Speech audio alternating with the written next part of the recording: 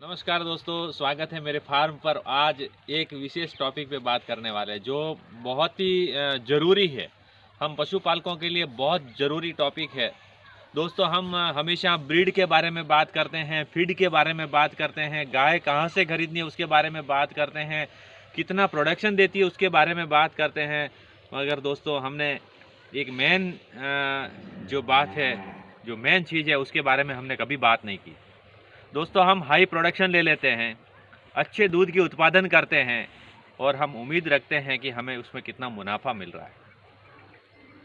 तो दोस्तों, ये डेयरी फार्म में एक ऐसा बिजनेस है जिसमें लॉस होता है, वो दिखता नहीं है। जैसे स्वीट पॉइजन कैसे हैं, वैसे ही इसमें स्वीट लॉस होता है, वो आपको दिखता नहीं है। एक महीना आपको ज़्यादा प्रॉफिट है, एक महीने कम प्रॉफिट है। वो किसकी वजह से हो रहा है? क्योंकि हमारे पास हमारे जो प्रोडक्ट है, हमारा जो उत्पादन में जो दूध उत्पाद करते हैं, उसके रेट हमें नहीं मिलते हैं, उसका उचित मूल्य हमें नहीं मिलता है। कोऑपरेटिव अपने हिसाब से रेट तय करती है, अपने हिसाब से बढ़ाती है, अपने हिसाब से घटाती है। दोस्तों, डेयरी फार्म में लगने वाली हर चीज़ के रेट फिक्स होते हैं, दूध का कोई रेट फिक्स नहीं है। पशु आहार वाला अपनी मर्जी से रेट बढ़ाएगा, चाहे वो प्राइवेट हो या कोई गवर्नमेंट के अंडर में हो, संघ के साथ में जुड़ा हुआ हो, वो भी अपनी मर्जी से बढ़ाएंगे। कोई भी फीड सप्लीमेंट आता हो, चारा, भूसा, हरा चारा, सूखा चारा, कोई भी feed supplement, veterinary doctor, siemens, सभी अपनी अपनी मर्जी से अपने को जितना प्रॉफिट चाहिए उतना प्रॉफिट लेके रेट बढ़ाते हैं। और किसान लाचार होकर अपना दूध कोऑपरेटिव में देता है, कहीं प्राइवेट में देता है, उसका एक यूनियन होता है फिक्स, और वो ही रेट डिसाइड करते हैं क्या रेट में दूध खरीदना है। किसान जो भी चीज़ खरीदता है वो फिर तय रेट से खरीदता है, और अपना जो दूध बेचना है, कोई भी सब्जी फल सब्जी बेचता है, तो जो रेट खरीदने वाला तय करता है उनके मुंह मांगे रेट पर देता है। ये नाइंसाफ़ी है, किसानों के साथ में अच्छा नहीं हो रहा है। इस पर सरकार कोई एक्शन नहीं ले रही है। दोस्तों, मैं बताना चाहता हूँ आपको, हम कोऑपरेटिव में जाके बोले थे इस तरह की बात कि आपका रेट बहुत कम है। तो हमारे कोऑपरेटिव में किसी अधिकारी ने हमें बोला था कि आपको जहाँ रेट ज़्यादा मिले वहाँ दूध दीजिए, हमारे पास दूध देने की ज़रूरत नहीं है। तो फिर हम सरकार का क्या सहयोग समझे, सहकारी समिति का क्या सहयोग समझे?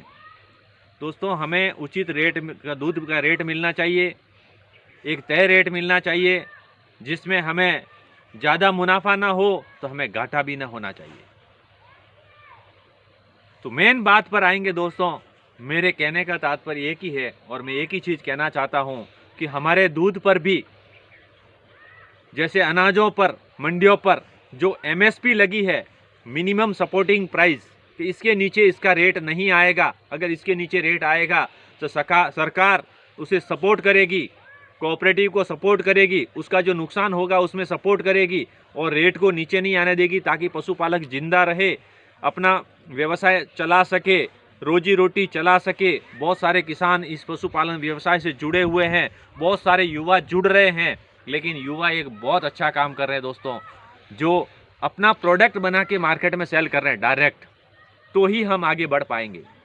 लेकिन एक छोटे किसान हैं जो 10 लीटर, 15 लीटर, 20 लीटर दूध का उत्पादन करके अपना घर चलाना चाहते हैं, वो कहाँ प्रोडक्ट बना के मार्केट में बेचेंगे? उनकी एक मजबूरी है, जो संघ को दूध देना, किसी कलेक्शन वाले को दूध देना, वो उनका खुलेआम शोषण कर रहे हैं। उन्हें उनका खून चूसा जा रहा है, उनका दुरुपयोग किया जा रहा है। कहीं न कहीं ऐसा नहीं होना चाहिए। मैं तो युवाओं से यही निवेदन करूंगा, आप अपना फार्म कीजिए, अपने बलबूते पे कीजिए, और हो सके जहां तक अपना जो प्रोडक्ट बनाकर या अपना दूध डायरेक्ट मार्केट में सेल कीजिए। आप कोऑपरेटिव को मत दीजिए। कोऑपरेटिव में दूध देकर कभी कोई किसान सक्सेस होने वाला नहीं है, सफल होने वाला नहीं है, कभी पैसे वाला नहीं बन सकता। आखिर किसान को अपनी ज़मीन बेचने की नौबत आती है, लोन ले लेते हैं और उसका ब्याज भी नहीं चुका पाते। यहाँ तक कि नौबत किसानों में आती है, और मेरे साथ ये घटनाएं हो रही है। मैं आपको कह रहा हूँ, आप भी ध्यान दीजिए। और ज़्यादा से ज़्यादा आप कहीं पर भी जिक्र करें एमएसपी को ध्यान में रखें। एमएसपी ये शब्द आप ध्यान में रखें कि दानों पर लगा है, पंजाब में लगा, हरियाणा में, राजस्थान में, कहीं से दानों पे लगा है, गेहूं पे, जो ही फसलें होती है उसका उत्पादन का उसमें एमएसपी लगी हुई है, तो दालों पे लगी हुई है। हम चाहते हैं कि हमारे दूध पे भी एमएसपी लगे, जो मिनिमम एक रेट हो कि भाई 40 रुपये लीटर दूध खरीदा जाएगा, इससे कम होगा तो सरकार भुगतान करेगी या सरकार सपोर्ट करेगी, तो किसान का हौसला बढ़ेगा और उत्पादन पे ध्यान देगा, रोजगार पे ध्यान देगा और उसे ये काम करने में थोड़ा रुचि रहेगी और रुचि से काम करेगा। दोस्तों, जब उसके पास उत्पाद होता है तब रेट आसमान नहीं जमीन पर पड़ जाता है और वो खड़ा भी नहीं हो पाता। जब रेट जमीन पर पड़ता है साथ साथ किसान भी पड़ जाता है। और दोस्तों, पशुपालन एक ऐसा व्यवसाय है जो 365 24 घंटे 365 दिन का व्यवसाय है। इसमें होली ना आती, दिवाली ना आती, कोई त्यौहार ना आता, ना संडे मंडे आता है, ना किसान कहीं जा पाता है, क्योंकि उसकी मजबूरी है कि पशुओं को छोड़ के वो कहाँ जाएगा, उसे कौन खिलाएगा पिलाएगा। घर में कोई मर जाता है, उसको साइड में रख के भी उसको काम करना पड़ता है। तो दोस्तों, इस तरह का व्यवसाय करके अगर युवा 2 पैसे की आमदनी की उम्मीद नहीं रखेगा तो कौन करना चाहेगा। तो मैं तो यही कहना चाहता हूं दोस्तों कि सरकार इससे गुजारिश करिए। आजकल सरकार, वर्तमान सरकार बहुत सारी चीज़ों पर गारंटी दे रही है। तो किसान मित्रों, पशुपालक मित्रों, आप और हम मिलकर बात करेंगे। सुनने वाली सरकार है, मुझे पूरी उम्मीद है सुनने वाली सरकार है।